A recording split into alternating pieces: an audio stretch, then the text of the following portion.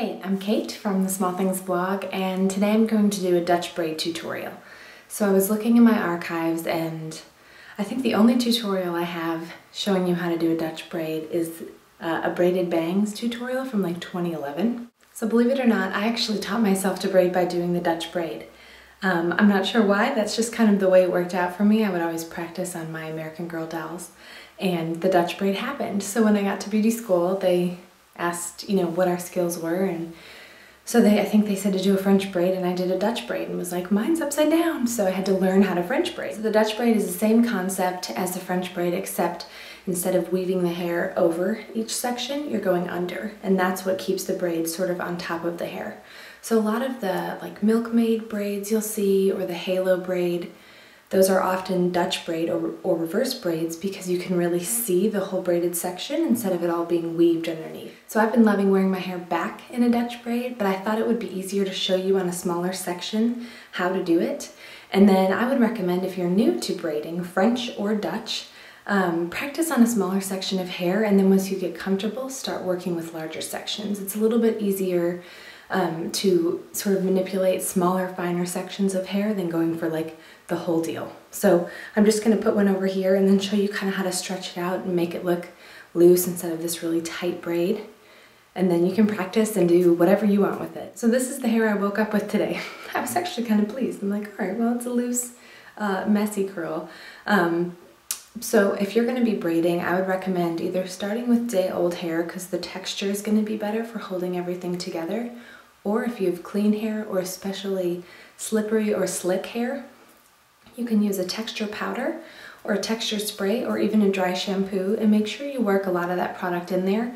A lot of times I'll get questions about how to deal with your ends sort of sticking out of each braid, each braided section, and that's either from your layering and just your hair texture, or because your hair is sort of too clean and fresh and it just wants to go everywhere. So texture spray is going to give you that grit and hold.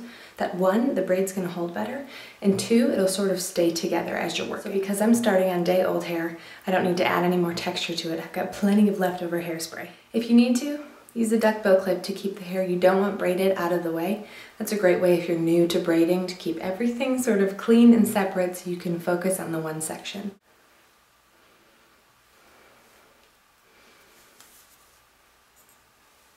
So you want to start just like you would any other braid at the top, and we'll work our way down.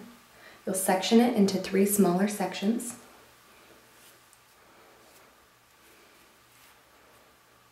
Like that.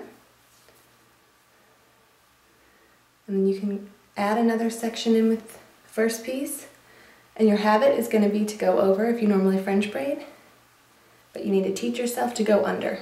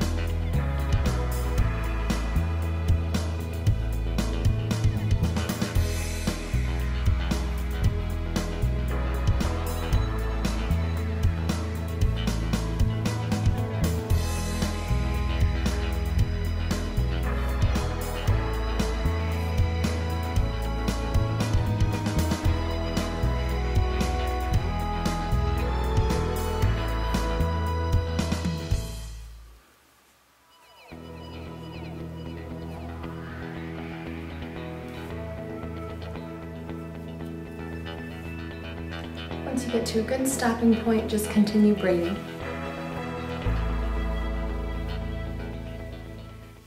Use a clear elastic to secure the ends. So once you've got your braid done, go ahead and start from the top and just stretch everything out. You may need to loosen the clear elastic to give you a little bit more hair to work with.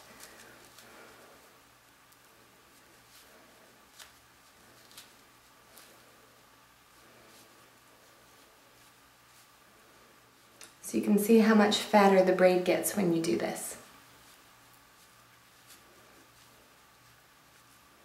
Before you take the hair out of the elastic, Go ahead and place it on your head where you want to pin it. Once it's secure, you can let that elastic go and the bobby pins will hold the braid in place.